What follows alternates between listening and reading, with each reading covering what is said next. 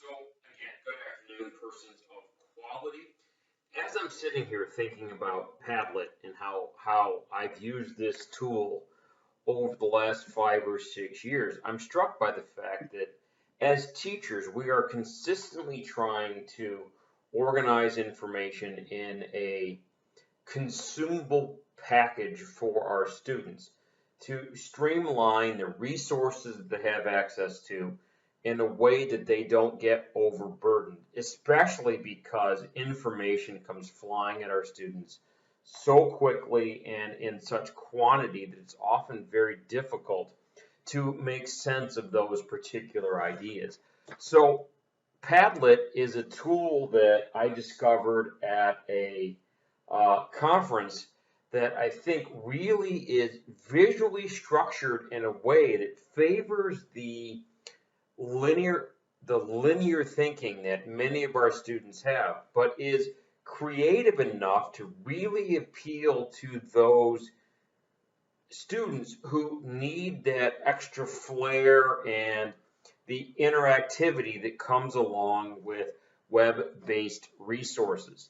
So my goal here in this presentation is to give you an introduction to Padlet, to walk you through a tutorial, and then to show you some examples of the Padlets that I use for my students and for my colleagues when I talk about educational technology and how I can integrate that material into my daily coursework. So follow me through this tutorial. I think you're going to find that this is an excellent tool that you certainly can tweak to fit your own individual needs in the classroom. Welcome to my personal Padlet. I have 6 tiles here, 5 of which are educational technology related, much of which I've done through AVLI, so it's going to look familiar probably to several of you that have taken some of the PD courses. But that third from the left, that Macbeth course resources, I used that this year in particular as a place for my juniors to go to look at several different resources I provided for the reading of the play. So this is an example of what I've already done, but let's, for the sake of the process, take a look at how we might do this. Again, make a Padlet, a nice, easy place to start.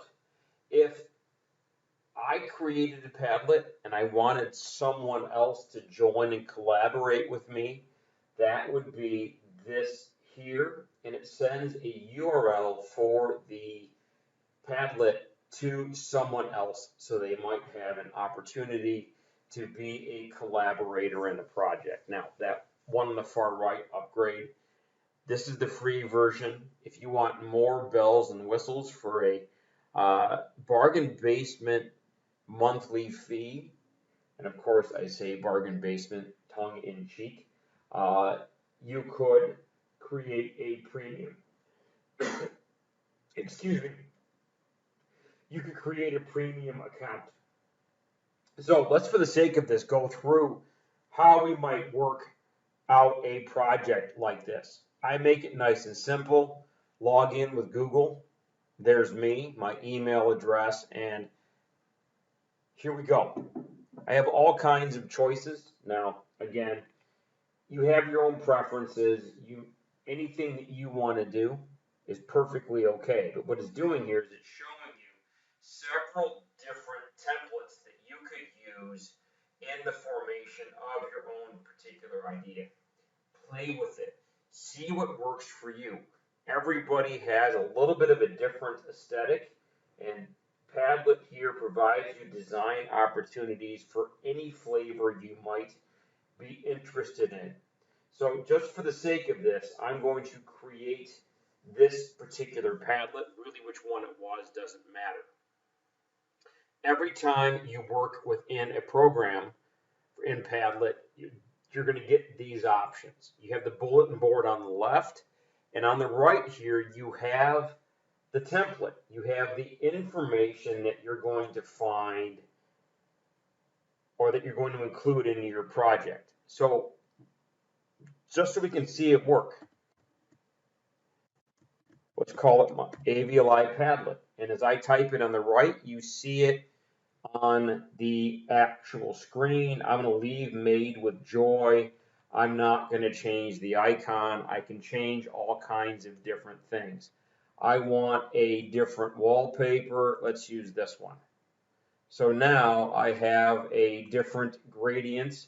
Again, whatever I'm feeling as I'm sitting and I'm creating, I have that opportunity. What I like even more is right here. By clicking on copy to the clipboard, it gives me a URL that takes me to this page. So if I were to send this out to my students via my LMS, they would have access to all the information I contain here on the page. So there's my tools, there's my options, etc., etc.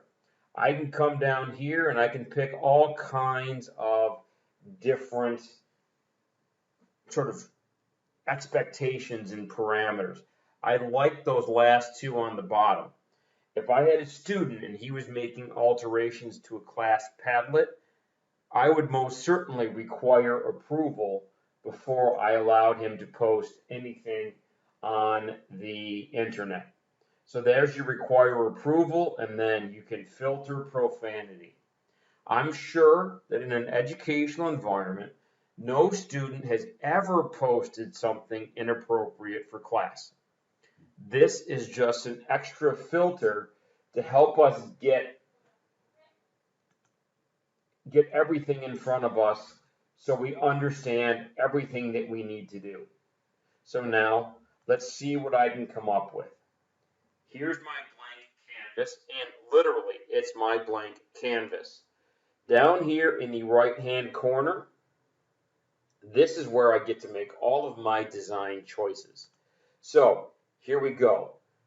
Here's my first post to my Padlet. Now I look at it and I say, okay, what do I want it to be? Do I want to upload? I can upload a student paper. I can upload, for example, an example of an edited paper on Macbeth, like we saw earlier, that I've gone through and I've marked up. I can scan it, I can post it as an example for students to go through and use in their own writing. I can post a link. Google, I can post pictures, and again, if we look here, here's every single thing that I can include as part of that Padlet. Now, for the sake of right now, let's take a visit to my high school and my place of work. So I want to go to ufdjesuit.org, and here we go. I can move it over, and we are Cub Strong. So UD Jesuit High School and Academy, and right there in big uppercase letters, you have the pandemic update. If I were to click on this particular tile, it would take me to my school's webpage.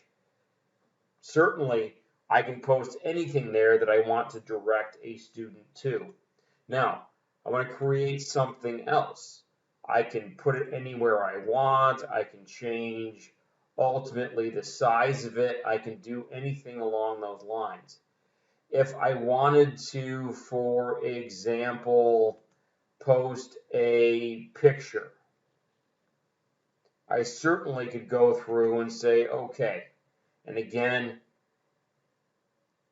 I'm going to allow that so it's not a problem. I can, here, make it nice and simple. Good evening, this is me. You can see me talking, although when it captures the picture, that won't necessarily be exactly what we're looking for. So, smile. I made that a bit overly cheesy on purpose. So now I can save the photo, and here we go. And I can simply say, welcome. And again, let's just call it photo for the sake of time and argumentation. So there we go. I have now added two pieces of information to my Padlet So I have everything that I could possibly need. Now, again, for the sake of argumentation, I click on that tile and it takes me directly to my school's webpage, UT Jesuit swimming, my kids in my homeroom, and then it scrolls through the particular pictures. So I think all of this is of tremendous value for us as users and learners in this process. Once I finish my Padlet to where I want it to be, I have some opportunities here. I can, of course, remake it. I can favorite it, or like, would have been simpler to say. I don't know why I would do that, but I have the option. And then here's the big one. I can share it. And just like we saw at the beginning of this, I can get a QR code for those kids we want to scan. I can copy the link, share it on Facebook. I have all kinds of opportunities for how I might want to disseminate this information to my students. Now, certainly, and again, I clicked on the 3 dots, and here's some other opportunities that I would have in the creation of this particular project. So, again, lots of particular resources here that are of value to us in our development of Padlet as a particular tool.